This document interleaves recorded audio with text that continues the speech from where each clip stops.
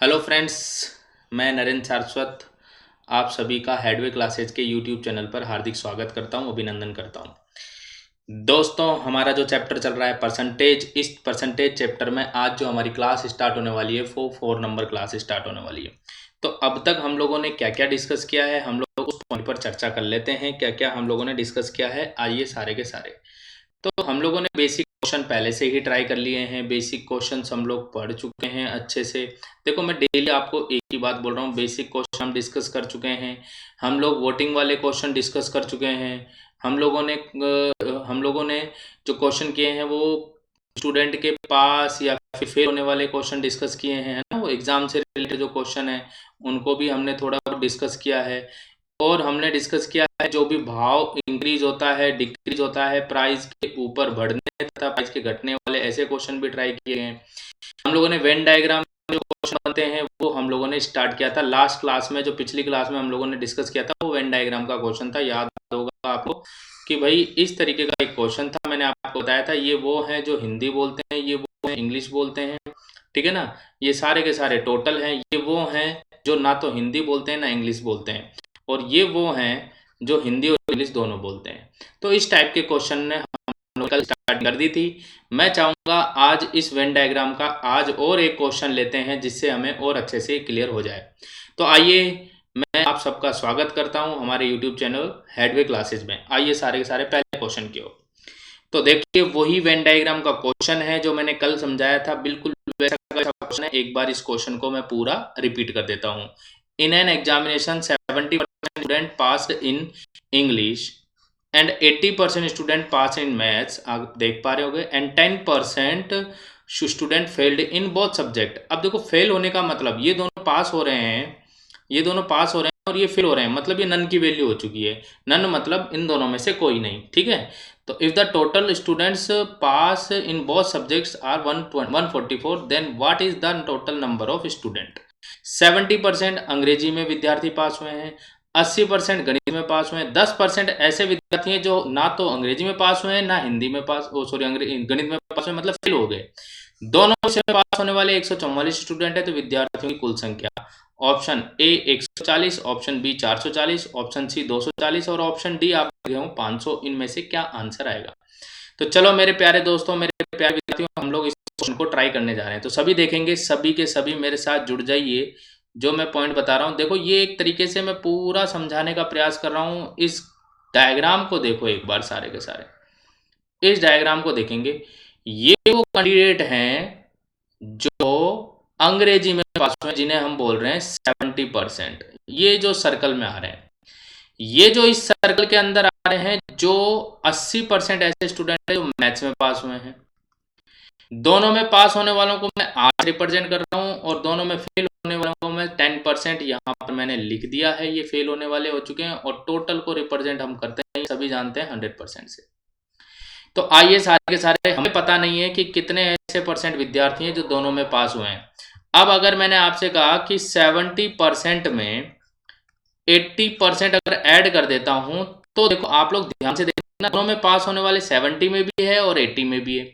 तो मैं एक बार माइनस कर देता हूं, जिसको मैंने आर बना हुआ है, प्लस में दोनों में फेल होने वाले 10, and that is equal to 100% के ये बराबर हो गया। 70 और 80 मिलकर 150 और 10 जमा करोगे तो आप कहोगे 160।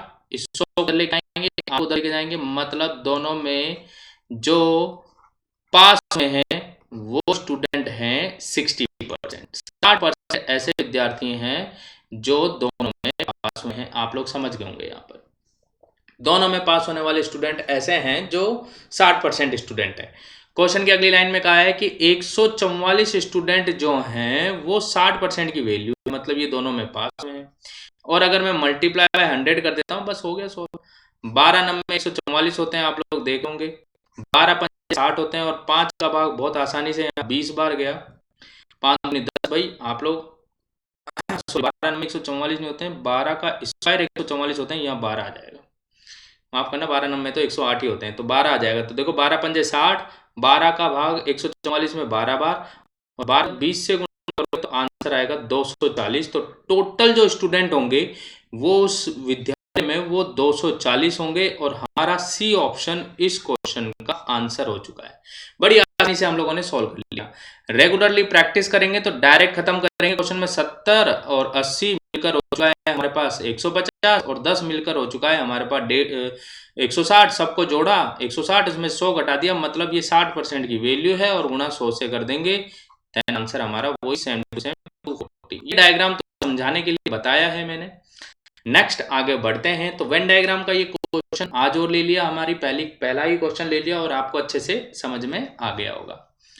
नेक्स्ट क्वेश्चन की ओर रुक करते हैं। अगला क्वेश्चन देखिए, ये एक व्यक्ति की इनकम पे आधारित उनके खर्चे और बचत की बात हो रही है। तो Radha spends 40% of his monthly salary on food, 20% on house rent, 10% entertainment और 10% वो कन्वेंस जो भी है उसके अदर उन पर खर्च कर रही है। फिर भी वो 1500 रुपये मंथ के एंड में, then the total monthly salary is.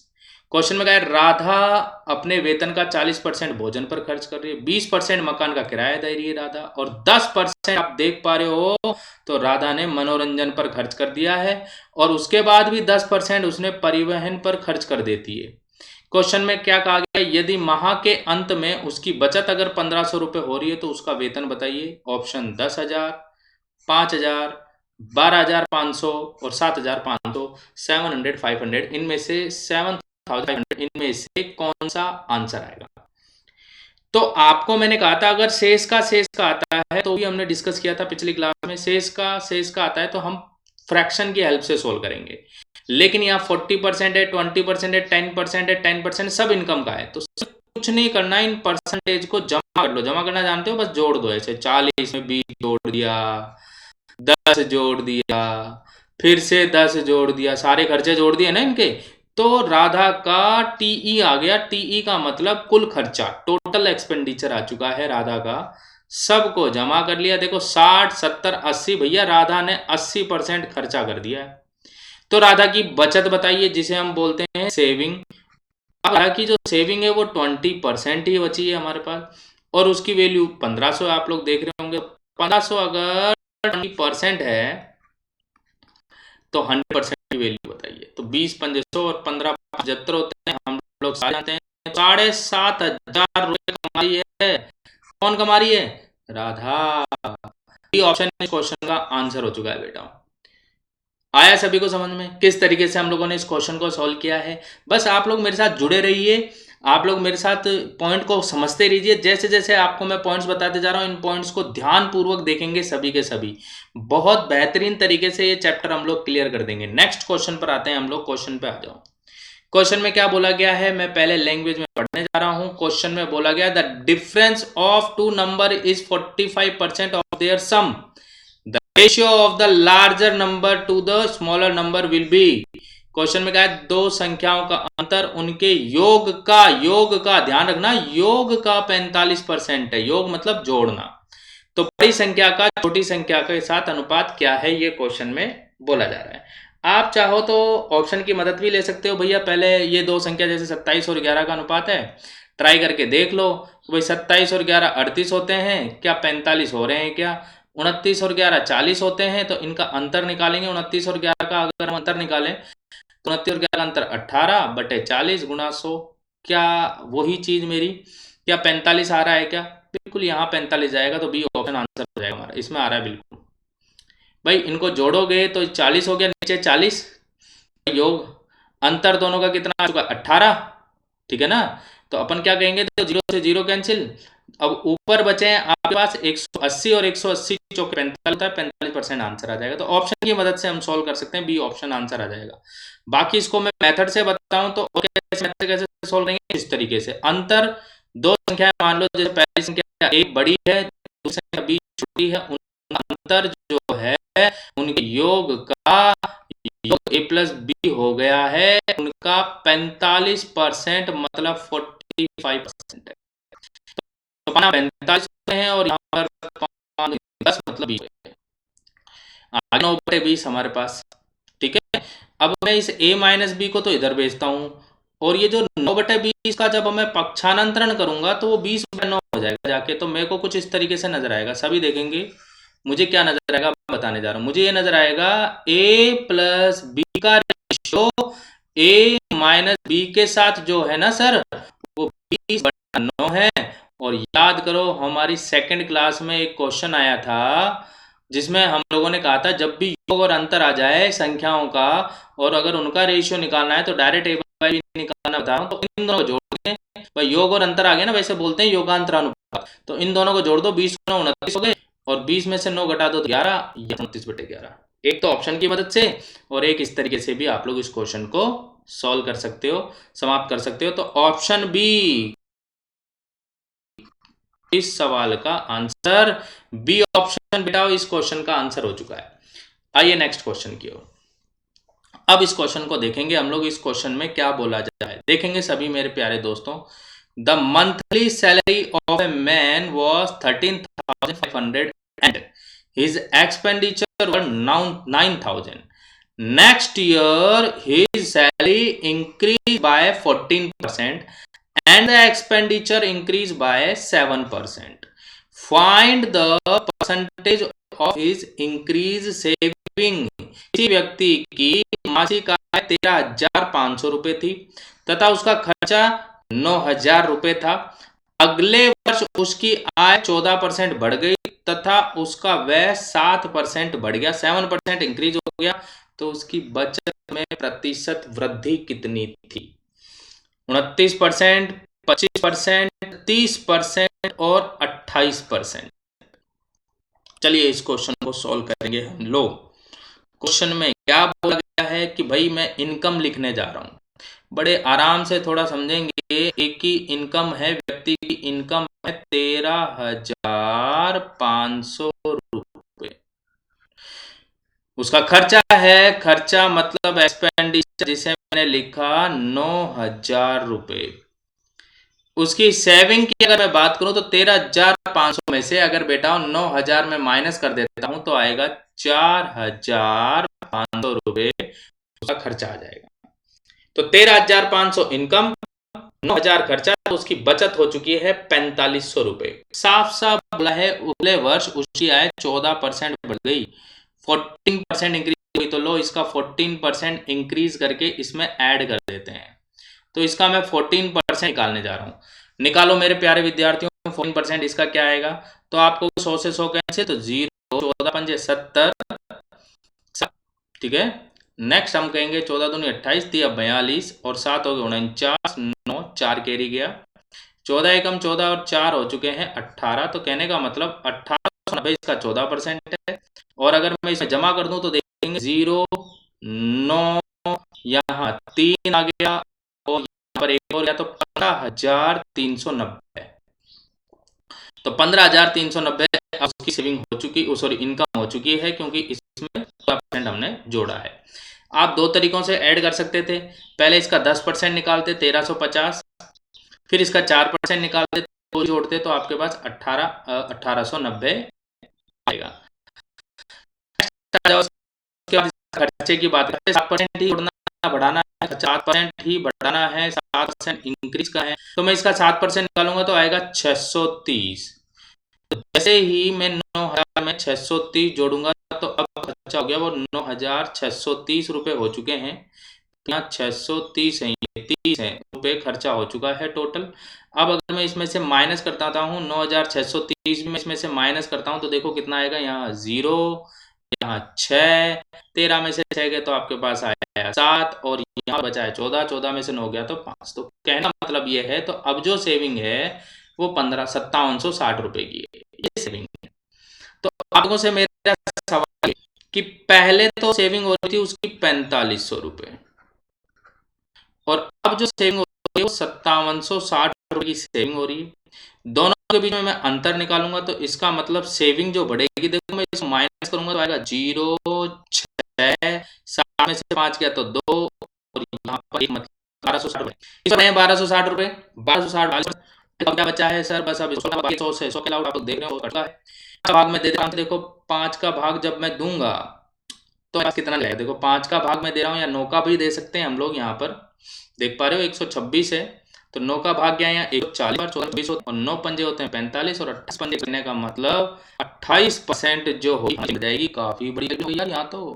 ये पूरा मेथड मैंने आपको बता दिया कि भाई हमने 14% आय बढ़ाई, 14 जोड़ा 1500 हजार 390, 7% इसका खर्चा बढ़ाया, 7% जोड़ा 630, मतलब 9630 है ये, 9630 है, यहाँ पर 3 है ये 9630 है ये, और 5760 हमारी सेविंग। तो 4500 से 5760 1260 बढ़े 4500 पे गुणा 100, 28% हमारी सेविंग बढ़ चुकी है। एक बेटा ये तरीका है, आप लोग इस तरीके से सॉल्व कर सकते हैं जिसमें आप लोगों ने भली भांति से देख लिया, जान लिया कि सर यहाँ तो कैलकुलेशन है।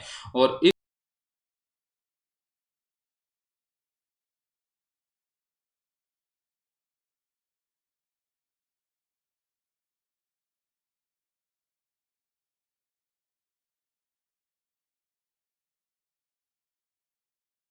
क्वेश्चन से सॉल्व करेंगे तो ये क्वेश्चन ही हमारा समय ले जाएगा। तो इस क्वेश्चन को और कैसे जल्दी से सॉल्व करेंगे, तो आप लोग यहाँ पर इसका स्क्रीनशॉट लेना, मैं आपको इसका रफ करने जा रहा हूँ। हम लोग दूसरे तरीके से अप्लाई करेंगे क्वेश्चन को। करना तो ये भैया, करना तो हमें यही है जो मैं आपको बता रहा हूँ। तो देखेंगे सभी के सभी जो मैं बता इसको और कैसे हम मेरे प्यारे दोस्तों को और कैसे सॉल्व कर सकें। आपको करना है बस ये जो इनकम एक्सपेंडिचर और जो सेविंग है इसका रेशियो लेना है, इसका रेशियो लेना है, बस अनुपात लेना है। तो चलो हम लोग अनुपात लेते हैं सारे अनुपात में यहाँ लेने जा रहा हूँ। अनुपात देखो सारे के सारे, इसमें 45 का भाग दिया 45 135 300 रहने देता हूँ, 300 रुपए कमा रहा है।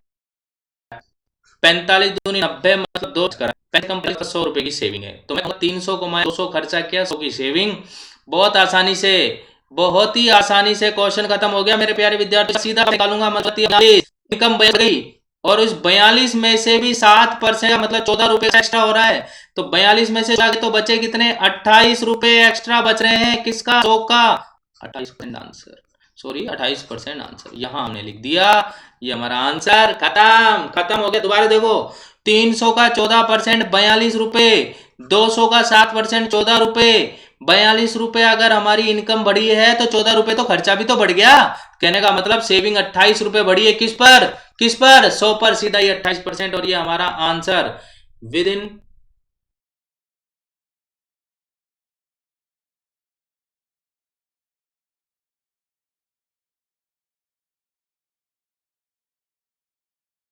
5 सेकंड क्वेश्चन खत्म हो गया। बस रेशियो निकालना आना चाहिए था आप लोगों को। आ गया ना सभी को समझ में? तो चलिए बहुत बढ़िया, आसानी से हम लोगों ने ये क्वेश्चन समझने का प्रयास किया। नेक्स्ट क्वेश्चन की ओर चलते हैं। अब देखेंगे क्वेश्चन में क्या बोला जा रहा है, इस सवाल को कैसे सॉल्व करेंगे। कहा गया है कि दिया गया है कि 10% of income is equal to 15% of B's income is equal to 20% of C's income. If the sum of their income is 7,800, then B's income is, ये क्वेश्चन में बोला गया है। क्या दिया गया है, A की आय का 10%, B की आय का 15% और C की आय का 20% बराबर है। A की आय का 10%, B की आय का 15% और C की आय का 20% बराबर है। तो आप लोग ऐसे भी तो बोल सकते हो कि 10% का मतलब भिन्न हो गई 1/10।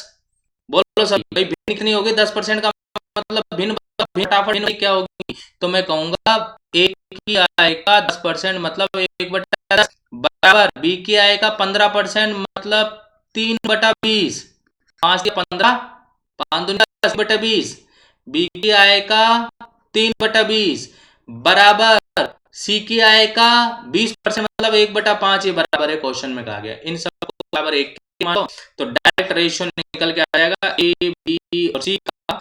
एक तो 10 तो ए तो 10 रुपए कमा रहा है, बी 20/3 कमा रहा है और सी जो कमा रहा है वो 5 कमा रहा है। अभी भी 3 दिख रहा है तुमको, एलसीएम ले लो तो ये हो गई 30, ये हो गया 20 और ये हो गया 15। तो कहने का मतलब ये है रेशियो लोगे भाग दोगे तो भाग देने पर आया, देखो सब में 5 का भाग जा रहा है 6 4 3। कहने का मतलब निकल गया है 6 4 3 का है। ये इनकी इनकम का रेशियो है, आय का आ चुका है एबीसी का आय का अनुपात आ चुका है 6 4 3। 7800 रुपए ये कमा रहे हैं डिवाइडेड बाय 13 से कर देंगे, गुणा में किसकी इनकम पूछी है, बी की, तो मतलब 4 से गुणा हो जाएगा। तो 13 से 71, 600, 6 चौक 24, 24 रुपए हमारा 2400 रुपीज। ये ऑप्शन आप देख रहे होंगे सारे, इस क्वेश्चन का आंसर सी हो जाएगा। आया सभी को समझ में?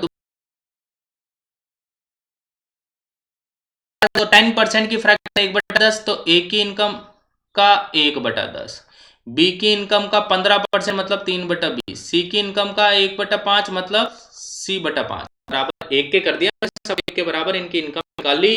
तो एक की A/10, 1/10 तो ए की इनकम हो गई 10, इनकम 20/3, सी की इनकम 5, सोल्व कर लिया 6 4 3 एंड देन खत्म, 2400 रुपए इस क्वेश्चन का आंसर हो गया। आया ना सभी को समझ में? नेक्स्ट क्वेश्चन पे आया। इस क्वेश्चन की भाषा समझते हैं पूरी पूरी, क्या क्वेश्चन में बोला गया है। When the price of an article was reduced by 20%, its sales increased by 80%. What was the net effect on the sale? एक वस्तु का मूल्य 20% कम हो जाता है और उसकी बिक्री 80% बढ़ जाती है। 80% बिक्री बढ़ेगी तो बताओ बिक्री पर क्या प्रभाव पड़ा। 44% की वृद्धि, 44% की कमी, 66% की वृद्धि और 75% की कमी वृद्धि। सॉरी, क्वेश्चन में पूछा जा रहा है बताइए। अब यहां पर मैं इस क्वेश्चन को सॉल्व करना चाहूंगा फ्रैक्शन की मदद से। वस्तु का मूल्य 20% बढ़ गया, सॉरी कम हो गया, 20% की फ्रैक्शन 1/5 मतलब भाव। भाव अगर मैं कहता हूं कोई वस्तु 5 रुपए की एक आ रही थी तो अब आ रही है 4 रुपए में, क्योंकि एक कम हो गया ना, 20% कम हो गया तो एक कम, 5 की एक कम अब 4 की आ रही है। 80% उसकी बिक्री बढ़ गई, मतलब कहने का मतलब 80% की फ्रैक्शन होती है 4/5। पहले पहले हम लोग बिक्री कर रहे थे, मतलब क्वांटिटी बेच रहे थे, खपत कर रहे थे कितनी की भाई, पहले हम बेच कितनी रहे थे, वो वस्तु लिखने जा रहा हूं। पहले हम कितनी वस्तु बेच रहे थे, भाव ये था, तो पहले तो बेच रहे थे 5 भाई, पहले तो वस्तु बिक रही थी बेटा 5, पहले सर 5 को बेच रहे और अब 4 ज्यादा, क्योंकि भाव कम हो गया, 4 ज्यादा मतलब अब 9 बेच रहे हैं। तो तुम बताओ पहले 5 रुपए में एक तो 5 कितने में बेच रहे थे, 25 रुपए में बेच रहे थे टोटल, और अब पहले 4 रुपए में, अब 4 रुपए में एक ला रहे हैं तो बेच रहे हैं 9, तो अब टोटल 36 हम लोग रुपए में बेच रहे हैं। तो तुम बताओ टोटल बिक्री पर क्या प्रभाव पड़ेगा। 25 से 36, बिक्री 11 बढ़ गई है, कितने रुपए पर, 25 रुपए पर, गुणा में 100, 25 रुपए होते हैं 100, 11 है 44, 40% बढ़ जाएगी। बी ऑप्शन इस क्वेश्चन का आंसर। ये लो बेटा बी ऑप्शन। मेरे प्यारे दोस्तों चीजें समझ में आ रही है तो लाइक कर दो, शेयर कर दीजिए और लोगों को बताइए हम लोग परसेंटेज पढ़ रहे हैं अच्छे से, भयंकर तरीके से। समझ में आ रहा है सभी को, पॉइंट क्लियर हो रहा है जो मैंने बताया। बस है ना, लैंग्वेज को पकड़नी है, क्या बोल रहा है इस क्वेश्चन के अंदर। आइए अगले क्वेश्चन की ओर रुख करते हैं। अगला क्वेश्चन, ये क्वेश्चन हम लोग पहले भी डिस्कस कर चुके हैं, मैं फिर से समझा देता हूं आप सभी को, जिससे हर एक स्टूडेंट को अच्छे से समझ में आ जाए। The length of rectangular is increase 60%, by how much percent must its breadth be reduced so that area remains same। एक आयत की लंबाई में 60% वृद्धि कर दी गई है, इसकी चौड़ाई में कितने प्रतिशत की कमी की जाए कि आयत का क्षेत्रफल पहले जैसा ही बना रहे। अब इस क्वेश्चन को कैसे हम लोग सोल्व करेंगे वो देखेंगे। ऑप्शन है 40%, 22%, 37% और 25%। आओ मेरे प्यारे दोस्तों कैसे हम लोग क्वेश्चन को सोल्व करेंगे। 60% की भिन्न बताओ सारे के 60% की भिन्न क्या होती है। तो 60% की भिन्न होती है सर 60 का मतलब 3/5। तो लंबाई पहले अगर 5 थी तो अब 3 इंक्रीज होकर 8 हो गई। ये तो है लेंथ, 5 से 8 हो गई है लंबाई, और अगर क्षेत्रफल समान है तो चौड़ाई हो गई 8 से 5, ये हो गई चौड़ाई। पहले चौड़ाई 8 थी तो 5 हो गई, तो चौड़ाई में कमी कितने की हो गई, ब्रेथ में कमी कितने की हो गई। ब्रेथ की अगर हम बात करें इसमें कितने की कमी होगी, तो आप हो गए 3 की, किस पर, 8 पर। और 3/8 जो होते हैं ना बेटा 37.5% होते हैं, 37.5%। ये हमारा answer option C. I think आज की क्लास में आपको जो समझाया है वो आपको अच्छे से क्लियर हुआ होगा। Wish you very all the best. Thank you.